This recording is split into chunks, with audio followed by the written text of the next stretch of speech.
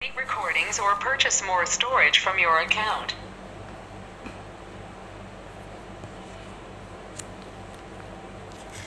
ओम नमोर्यंताणं नमो सिद्धाणं नमो आर्याणं नमो वज्रायाणं नमो लोहे सव्वसाहुणं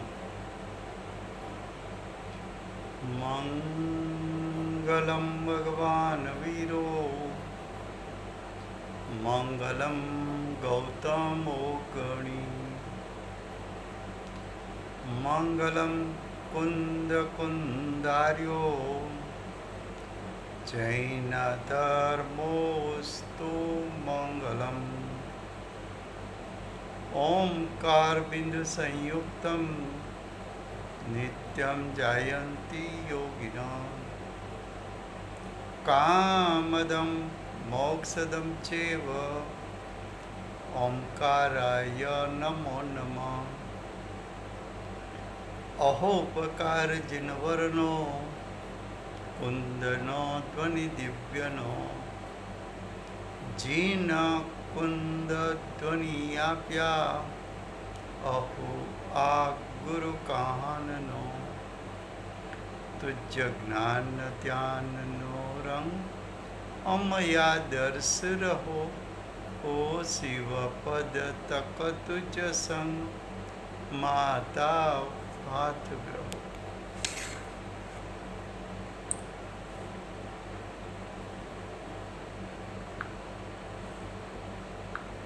All participants are muted, and they can unmute themselves. ये जैन सिद्धांत प्रवेशिका है. उसकी रचना गोपाल दास बरैया जी ने की है. इसका प्रकाशन दिगंबर जैन स्वाध्याय मंदिर ट्रस्ट सोनगढ़ ने किया है.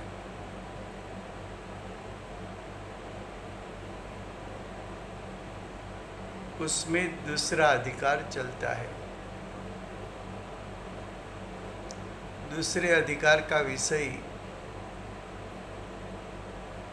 148 कर्म प्रकृति है. उसमें से हम प्रश्न 331 पर आए हैं.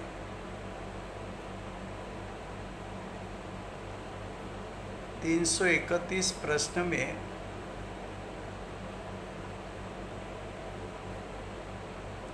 દ્રવ્ય આશ્રવના કેટલા ભેદ છે?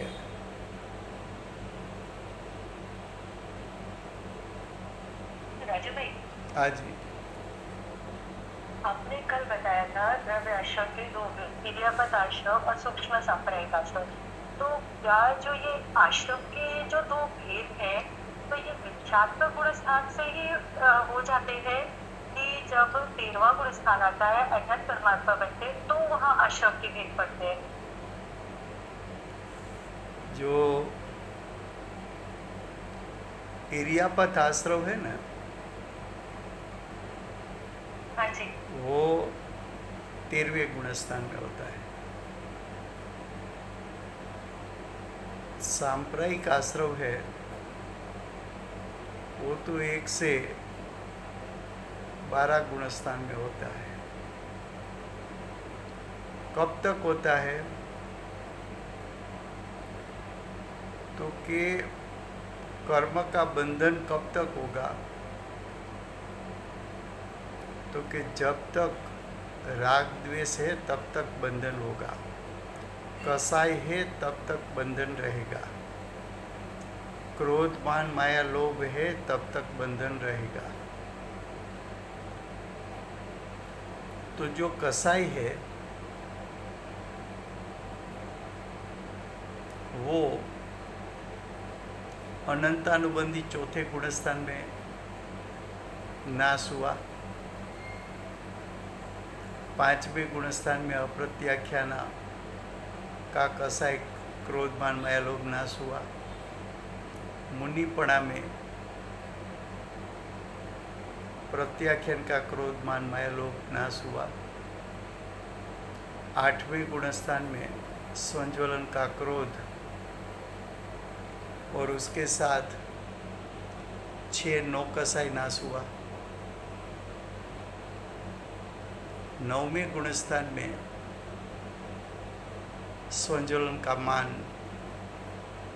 उसका नाश हुआ और 3 प्रकार के वेद का नाश हुआ। 10वें गुणस्थान में लोभ का नाश हुआ, संज्वलन लोभ नहीं सॉरी क्रोध मान माया, माया का नाश हुआ। तो 10वें गुणस्थान में सूक्ष्म लोभ रहा, वो 12वें के अंत में जाएगा। तो कसाई कब तक है? 12वें के अंत तक है। कसाई है वो चिकास है, जब तक चिकास है तब तक कर्म आत्मा के साथ चिटकेगा और उसका कुछ स्थिति अनुभाग बनेगा ही कसाई के कारण। कसाई किस में निमित्त है? कर्म की स्थिति और अनुभाग बंध में निमित्त है कसाई। कंपन किस में निमित्त है? तो प्रकृति बंध और प्रदेश बंध में योग का कंपन निमित्त है। तो अब देखो 13वें गुणस्थान में कंपन है, कौन सा कर्म आया? 7 वेदनीय कर्म बंध के लिए आया। लेकिन 13वें गुणस्थान में कसाई नहीं है। कसाई नहीं है तो कर्म का स्थिति अनुभाग होता नहीं। इसलिए 13वें गुणस्थान में जो कर्म 7 वेदिनी का जिस समय आया उसी समय निजरा हो गया, आत्मा के प्रदेश के साथ टकरा कर उसी समय वो कर्म गिर गए, निजरा हो गया। तो ये इरियापत आश्रव की बात वहाँ है।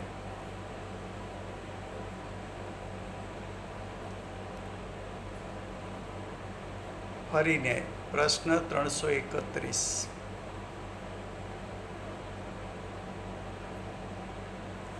દ્રવ્ય આશ્રવના કેટલા ભેદ છે?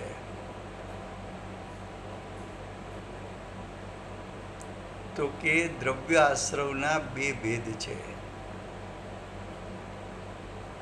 સાંપ્રાયિક દ્રવ્યાશ્રવ અને ઇરિયાપત દ્રવ્યાશ્રવ.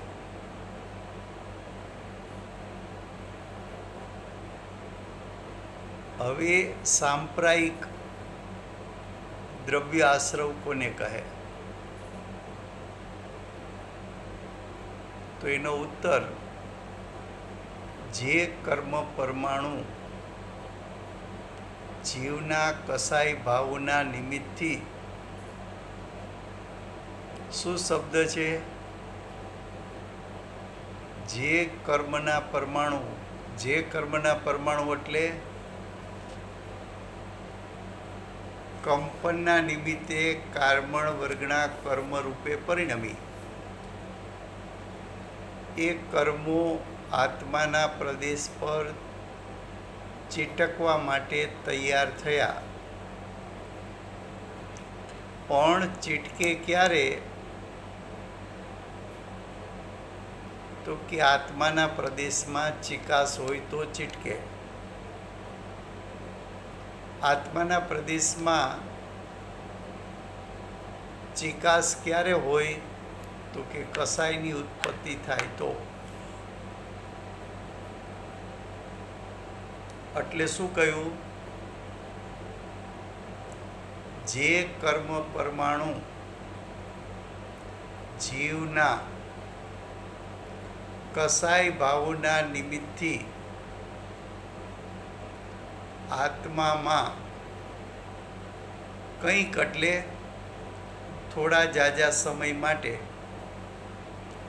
સ્થિતિને પ્રાપ્ત થાય. સ્થિતિને પ્રાપ્ત થાય એટલે સ્થિતિબંધ.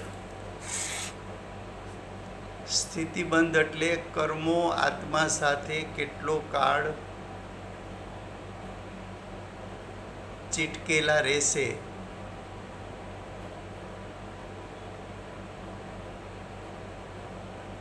એ સ્થિતિબંધમાં નિમિત્ત કોણ થયું? કસાય. પણ 13મા ગુણસ્થાનમાં તો કસાય નથી, તો ત્યાં સાંપ્રદાયિક આશ્રમ ન હોય.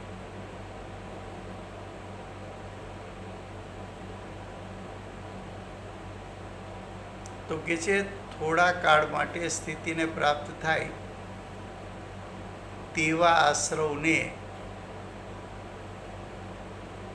એટલે કે તેવા આવેલા કર્મોને सांप्रायिक आश्रव कहे छे. फिर से हिंदी में,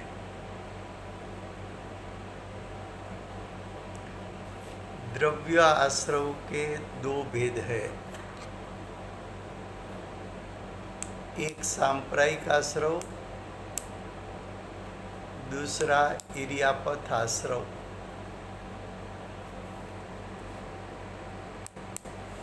सांप्रायिक आश्रव किसको कहेंगे? तो उसका उत्तर, जो कर्म परमाणु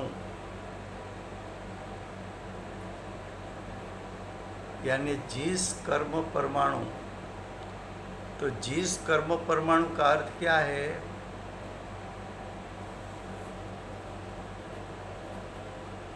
तो कि कार्बन वर्गना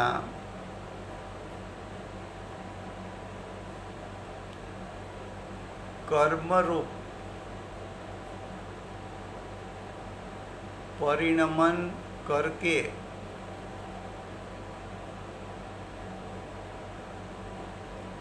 आत्मा के क्षेत्र पर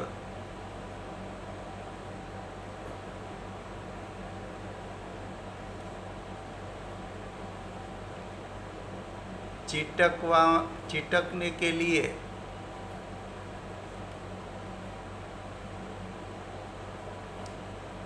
तत्पर हुआ है.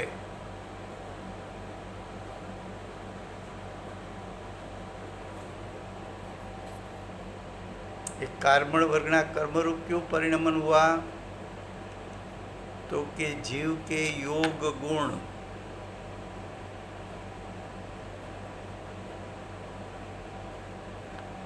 तो जीवना योग गुणનું કંપન થયું.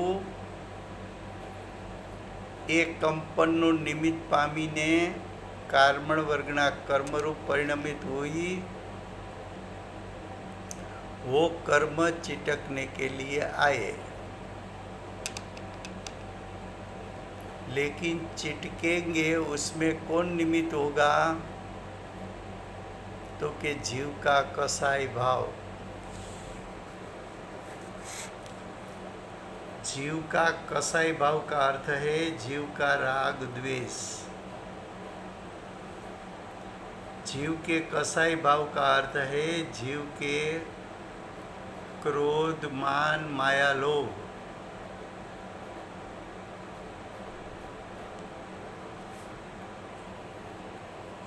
उसके निमित्त से आत्मा में कुछ समय के लिए थोड़ा समय माटे स्थिति ने એટલે स्थितिबंध को स्थितिबंध प्राप्त थाय. स्थितिबंध प्राप्त होता है. ये स्थितिबंध क्या है? तो बंध के 4 प्रकार, प्रकृति बंध, प्रदेश बंध, स्थितिबंध. स्थितिबंध का अर्थ क्या? कि कर्म आत्मा के क्षेत्र पर कितने काल के लिए चिटकेंगे. तो कर्म की जितनी स्थिति निश्चित हुई इतने काल रहेंगे।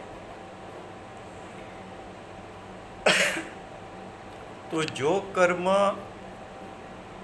आत्मा के प्रदेश पर चिटकने के लिए आए और कुछ काल के लिए चिटक कर रहने वाले हैं, ऐसे आए हुए कर्म को सांप्रदायिक आश्रव कहते हैं। आया समझ में?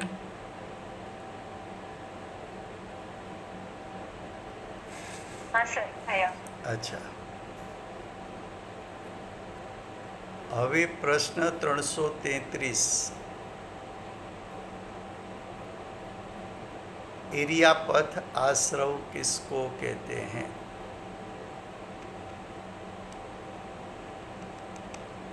तो इरियापथ आश्रव भी द्रव्य आश्रव का एक भेद है।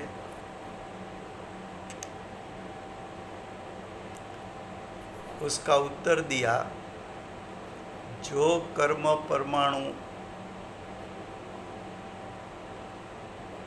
जो कर्म परमाणु का अर्थ क्या है? तो कि योग का निमित्त पाकर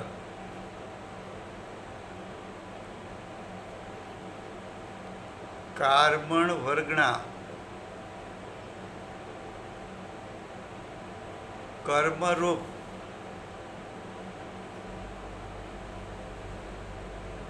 परिणमन करके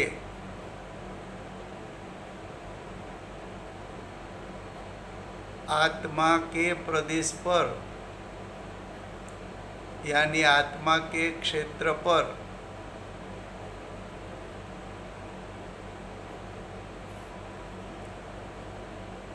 चिटकने के लिए आए,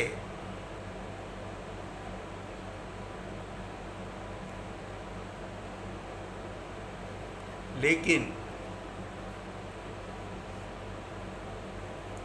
वहाँ कसाई उत्पन्न नहीं हुआ है जीव में।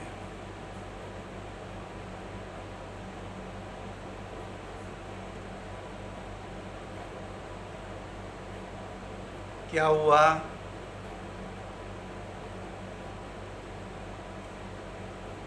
कि कसाई उत्पन्न नहीं हुआ।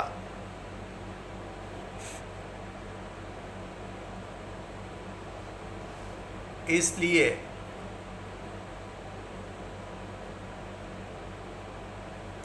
स्थिति बंद नहीं होगा।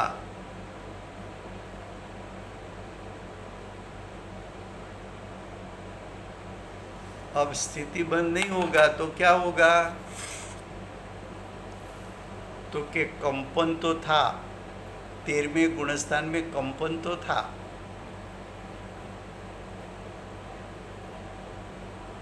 कंपन का निमित्त पाकर कार्बन वर्गना कर्मरूप परिणमित भी हुई।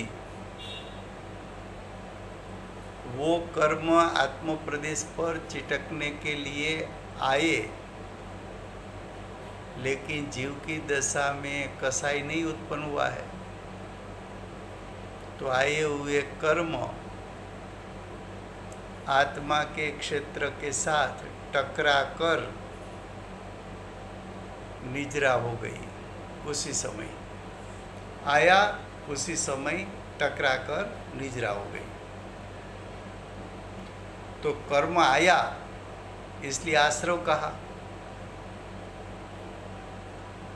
लेकिन चिटका नहीं, उसी समय खिर गया, इसलिए इरियापत कहा। फिर से गुजराती में इरियापथ आश्रव कोने कहे छे? तो के इरियापथ आश्रव એ પણ દ્રવ્ય આશ્રવનો ભેદ છે।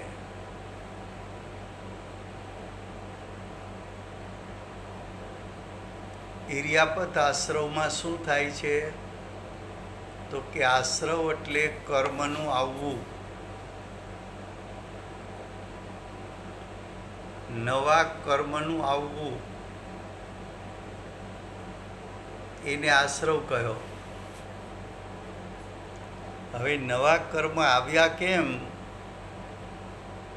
તો કે 13મા ગુણસ્થાનમાં યોગ ગુણનું અશુદ્ધ પરિણામ કંપન ઉત્પન્ન થયું છે. એ કંપનનું નિમિત્ત પામીને જો ઉત્તરમાં શું લખ્યું? જે કર્મનો અર્થ શું? કે આત્માના પ્રદેશનું કંપન પામીને કર્મણ વર્ગના કર્મરૂપે થઈને આત્માના પ્રદેશ પર કર્મો ચીટકવા માટે આવવા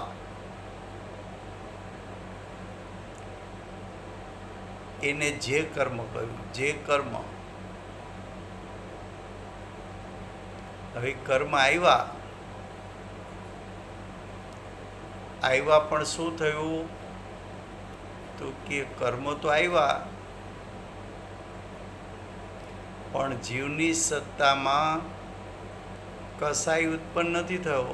કસાય ન થયો એટલે આત્માના ક્ષેત્રમાં ચિકાસ ઉત્પન્ન ન થઈ. ચિકાસ ઉત્પન્ન ન થઈ એટલે આવેલા કર્મો આત્માના પ્રદેશ સાથે, આત્માના ક્ષેત્ર સાથે ચીટકી ન શક્યા. ચીટકી ન શક્યા તો શું થયું કર્મનું? તો કે કર્મો આત્માના ક્ષેત્ર સાથે ટકરાઈને ફરી પાછા ખરી ગયા, નિજરી ગયા. તો જે કર્મ એક સમય માટે આવે,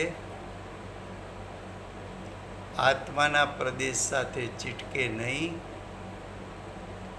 આત્માના પ્રદેશ સાથે ટકરાઈને તે જ સમયે નિજરી જાય, એવા આવેલા કર્મ, એવા આવેલા નવા કર્મ એને એરિયાપથ આશ્રવ કહે છે. आया समझ में?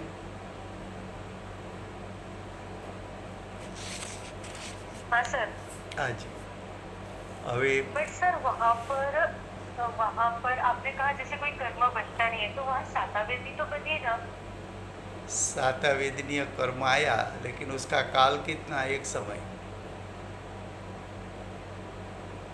सातावेदनीय कर्म क्यों आया? कंपन के कारण. लेकिन सातावेदनीय कर्म सत्ता में नहीं गया. क्यों? सत्ता में नहीं रहा. क्यों? कि कसाय हो तो चिटकेगा ना, तो सत्ता में रहेगा.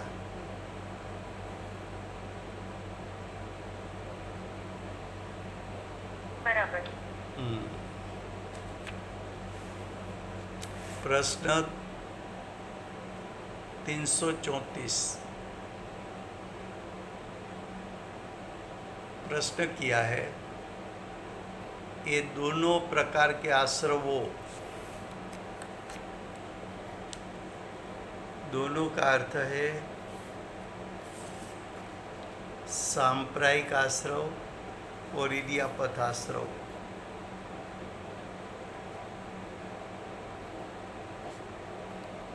तो सांप्रायिक आश्रव और इडियापथ आश्रव दोनों आश्रवों का स्वामी यानी मालिक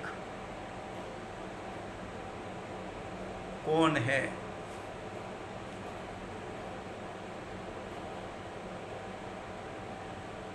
उसका उत्तर सांप्रायिक आश्रव का स्वामी कसाई सहित है, यानी कसाई सहित आत्मा.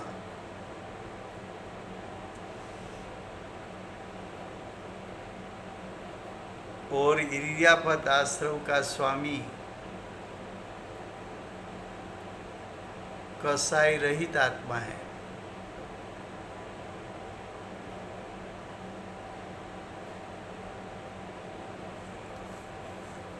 क्या बताया? कसाई कब तक है? 12वें गुणस्थान के अंत तक। कसाई रहित कौन है? 13वें गुणस्थान में अर्यंत परमात्मा। सिद्ध परमात्मा भी कसाई रहित है, लेकिन वो तो कंपन रहित भी है। तो सिद्ध परमात्मा को कर्म नहीं आते नहीं। साता वेदनीय कर्म सिद्ध परमात्मा को आता नहीं। क्यों? कि योग गुण निष्कंप हो गया, कंपन रहित हो गया। 1 से 12 गुणस्थान कसाई है, तो 1 से 12 गुणस्थान सांप्रायिक आश्रव है।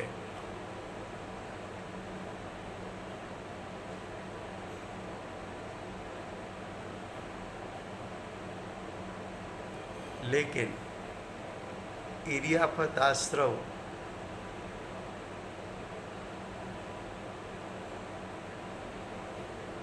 सिर्फ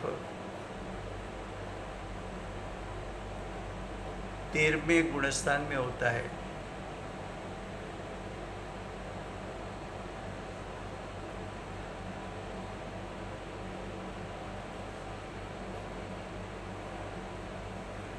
कसाई रहित आत्मा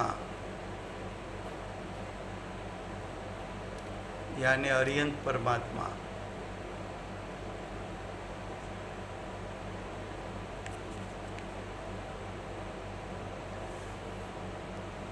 कसाई रहित आत्मा यानी 13वां गुणस्थान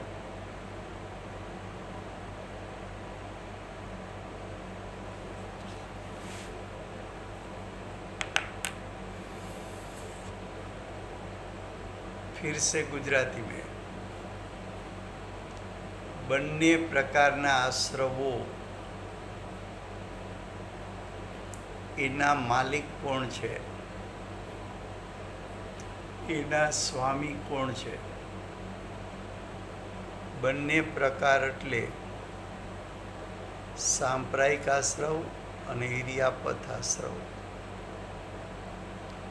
એમાં પ્રથમ સાંપ્રાયિક આશ્રવની વાત કરે છે કે સાંપ્રાયિક આશ્રવનો સ્વામી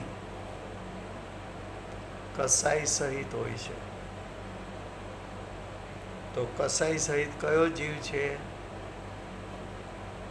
તો કે 1 થી 12 ગુણસ્થાનમાં કસાઈ વિદ્યમાન છે. તો 1 થી 12 ગુણસ્થાનમાં સાંપ્રાયિક આશ્રવ છે. ઇરિયાપત આશ્રવનો સ્વામી કસાઈ રહિત. કસાઈ રહિત બે જીવ છે, અર્યંત અને સિદ્ધ. પણ અહીંયા સિદ્ધ પરમાત્માની વાત લેવાની નથી. કેમ? તો કે ત્યાં આશ્રવ પણ નથી અને કસાઈ પણ નથી. આશ્રવ કેમ નથી? તો કે સિદ્ધ પરમાત્માને યોગ ગુણનું નિષ્કંપ પરિણમન છે, કંપન નથી. કંપનને આશ્રવ કીધો છે. નિષ્કંપતા યોગ ગુણનું શુદ્ધ પરિણામ છે.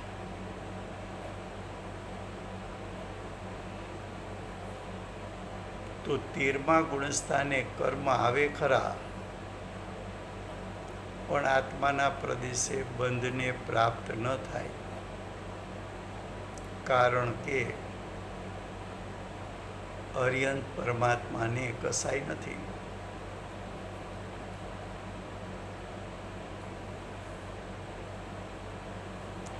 હવે પ્રશ્ન 335. पुण्य आश्रव और पाप आश्रव का कारण क्या है?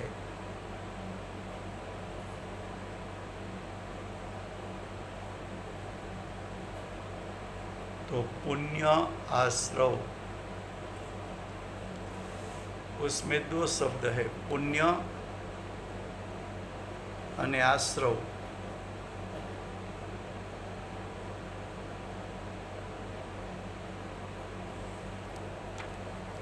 तो स्वभाव के सहित योग गुण का कंपन, स्वभाव से सहित योग गुण का कंपन, उसका निमित्त पाकर पुण्य आश्रव और अशुभ भाव सहित योग का कंपन, तो अशुभ योग से पाप आश्रव.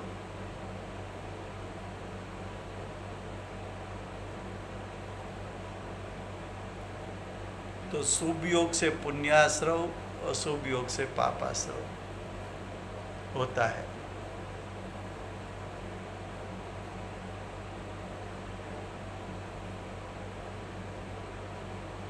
फिर से गुजराती में,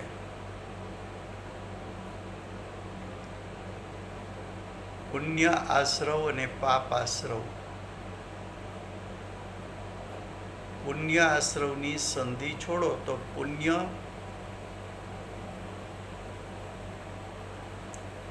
પછી આશ્રવ, પાપ આશ્રવ તો પાપ અને આશ્રવ બે શબ્દ જુદા પાડો. પુણ્ય આશ્રવ એટલે શું? આશ્રવ એટલે કર્મનું આવવું. કર્મનું આવવું કોનાથી થાય છે? કંપનથી, કંપનના નિમિત્તે. તો કંપન જો શુભભાવ સહિત હોય તો, શુભભાવ સહિત કંપન હોય તો એનું નિમિત્ત પામીને પુણ્ય કર્મ આવે. અને અશુભ ભાવ સહિત કંપન હોય તો પાપ કર્મ આવે, એટલે પાપ આશ્રવ. તો પુણ્ય આશ્રવ અને પાપ આશ્રવ.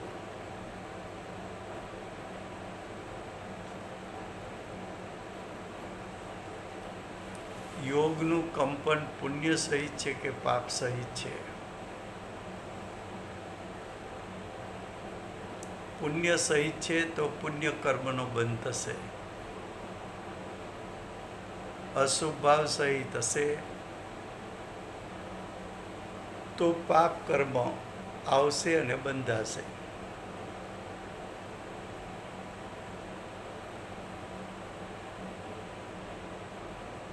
હવે ઉપર પ્રશ્નમાં 335માં શુભ યોગ અને અશુભ યોગ એવો શબ્દ પ્રયોગ કર્યો છે.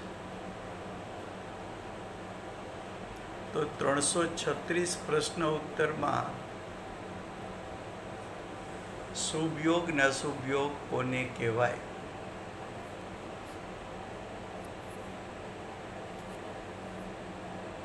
શુભ પરિણામથી ઉત્પન્ન થયેલો યોગ શુભ યોગ.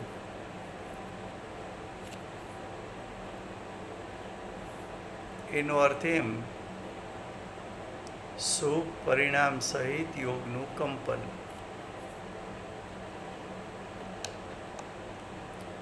અશુભ યોગ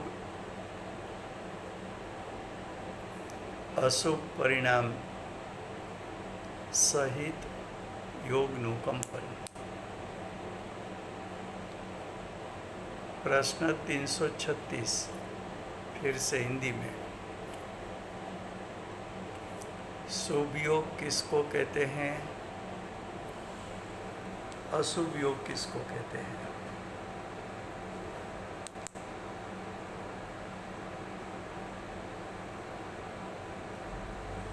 तो शुभ योग तो शुभ परिणाम के साथ योग गुण का कंपन. रज्जुभाई, हाँ, शुभ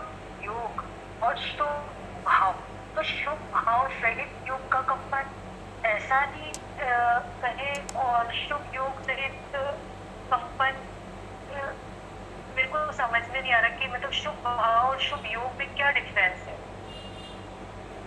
हम्म, देखो योग का अर्थ क्या यहाँ करना है। योग का अर्थ है योग गुण का परिणमन। योग गुण का परिणमन अगर शुद्ध होगा तो कर्म आएगा ही नहीं। योग गुण का शुद्ध परिणमन लो तो निष्कंप है, और वो तो परिपूर्ण शुद्धता योग गुण की 14वें गुणस्थान में है, और 14वें गुणस्थान में तो शुभ और अशुभ का विकल्प नहीं है।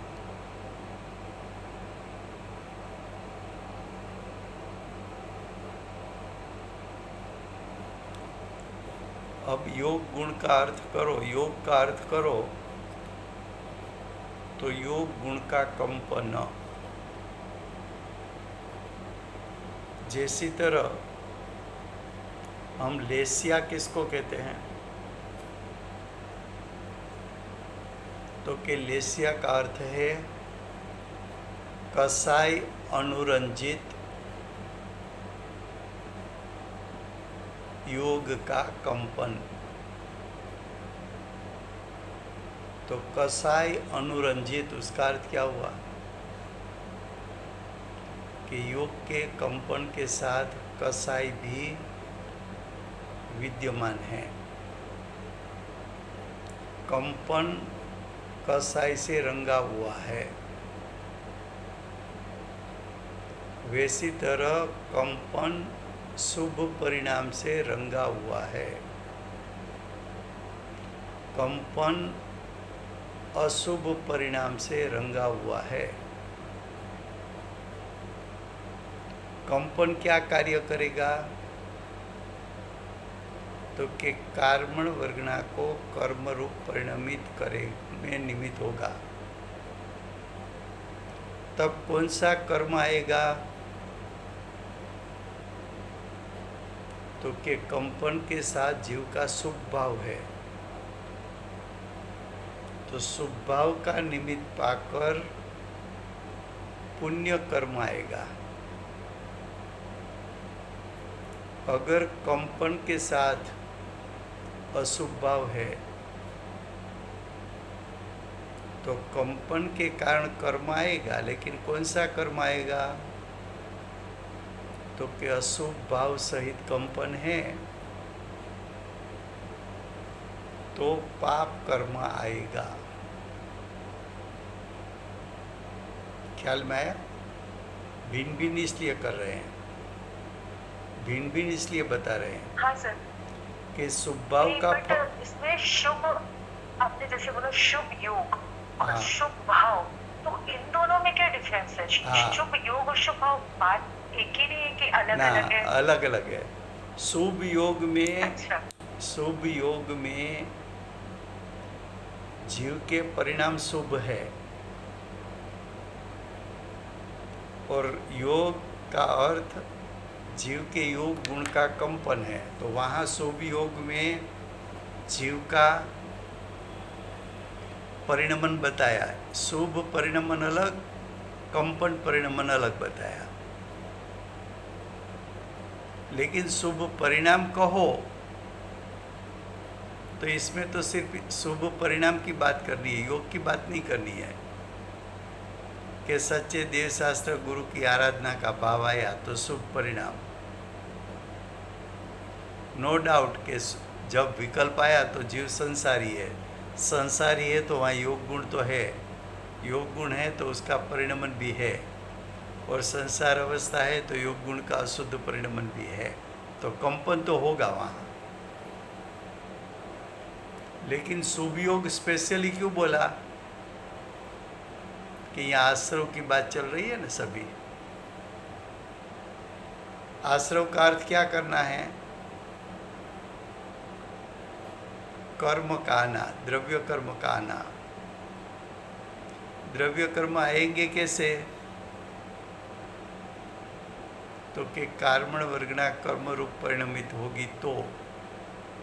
कार्बन वर्गना कर्मरूप परिणमित कब होगी, कब दिखने में आएगी कार्बन वर्गना कर्मरूप? तो कि आत्मा के प्रदेश का कंपन निमित्त होगा, तब कार्बन वर्गना कर्मरूप परिणमित होकर आत्म प्रदेश के पास चिटकने के लिए आएगी। तो शुभ और योग दोनों का कार्य बताना है। शुभ परिणाम में तो एकल्या शुभ परिणाम की बात बतानी है। फिर से शुभ योग और अशुभ योग किसको कहते हैं? ये सब बात है तो छोटी छोटी, लेकिन क्या है कि बड़े बड़े शास्त्र का जब अर्थ करना है तो ये छोटी छोटी बात मालूम होगी, तब इंटरप्रिटेशन हो सकता है सही, नहीं तो नहीं हो सकता। तो जो एक एक प्रश्न छोटे छोटे हैं, लेकिन उसकी सोच, उसकी विचार चारों ओर से करनी है। तो फिर जैसे 13वें गुणस्थान में योग गुण का कंपन है, बट वहाँ इलियापत आश्रम है, तो अरिहंत परमात्मा को जो योग है और हमें शुभ भाव है, ऐसा? हाँ, वहाँ अच्छा, सर, वहाँ कैसे समझाइए वहाँ इसको? योग को शुभ योग क्यों कहा मालूम है? वास्तव में तो क्या है, नहीं। अरिहंत परमात्मा को विकल्प है ही नहीं। तो शुभ भाव तो कहाँ से होगा, तो शुभ योग कहाँ से होगा? लेकिन अरिहंत परमात्मा का योग उसका निमित्त पाकर सातावेदनीय कर्म आया। तो सातावेदनीय क्यों आया? तो कि अरिहंत परमात्मा का योग मिथ्यात्व और कसाई से रहित है। तो मिथ्यात्व और कसाई से रहित यानी पाप भाव से रहित, इसलिए वो योग को शुभ योग कहा। वास्तव में कोई शुभ भाव का विकल्प तो है नहीं, लेकिन वहाँ मिथ्यात्व कसाई रहित पना बताना है। सबसे बड़ा पाप कौन? मिथ्यात्व। और कसाई भी क्या है? वो भी पाप है।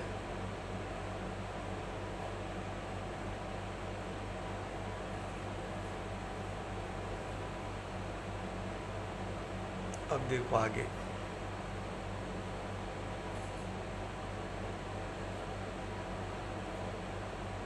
प्रश्न 337, उसकी चर्चा कल करेंगे। वो समझने जैसी बात है, लेकिन उसकी चर्चा कर लेंगे, आज समय हुआ है। तो फिर शुभ योग चौथे गुणस्थान से स्टार्ट हो जाता है? हाँ, हो जाता है। क्यों? क्यों कि मिथ्यात्व और अनंतानुबंधी कसाई नाश हुआ कि नहीं हुआ? सर, लेकिन फिर भी आज मुझे कंफ्यूजन है सर, कल और समझाएंगे इसको। अच्छा, थैंक यू सर। ओके। वर्तमान 24 आखरी तीर्थंकर बाल ब्रह्मचारी महावीर भगवान नो जय हो। महाविद्य क्षेत्रे विराजता प्रथम तीर्थंकर धर्म धुरंधर अनंत चतुष्टयना धारक दिव्य ध्वनिना दातार शासन उपकारी श्री सिमंदर भगवान नो जय हो। કડીકાળ સર્વજ્ઞ કેવળ જ્ઞાની તળેટીમાં બેઠેલા મા સમર્થાચાર્ય ભગવત કુંકુંદાચાર્ય દેવનો જય હો.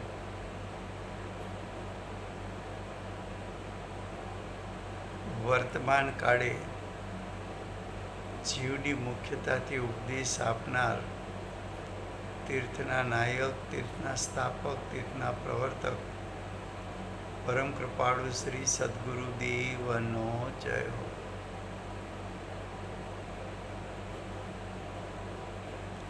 પૂજ્ય ગુરુદેવનો તીર્થંકર તરીકે મહિમા બતાવનાર, સ્વાનુભવયુક્ત, જાતિસ્મરણ જ્ઞાનયુક્ત પ્રસમ મૂર્તિ ભગવતી માતનો જય હો.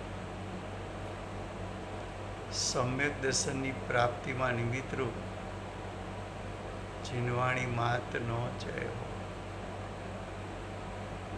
પૂજ્ય ગુરુદેવ અને માતાજીની સાધના ભૂમિ સુવર્ણપુરી ધામનો જય હો. સુવર્ણપુરી ધામમાં બિરાજતા સર્વે દેવશાસ્ત્ર ગુરુ ભગવંતનો જય હો. વર્તમાન ગુરુ અને ભવિષ્યના તીર્થંકર શ્રી સૂર્યકીર્તિનાથ ભગવાનનો જય હો. શ્રી સૂર્યકીર્તિનાથ ભગવાનના સમોસરના મુખ્ય ગણધર દેવેન્દ્ર કીર્તિનાથ ભગવાનનો જય હો. પરમ દિગંબર જયંતાર્વનો જય હો.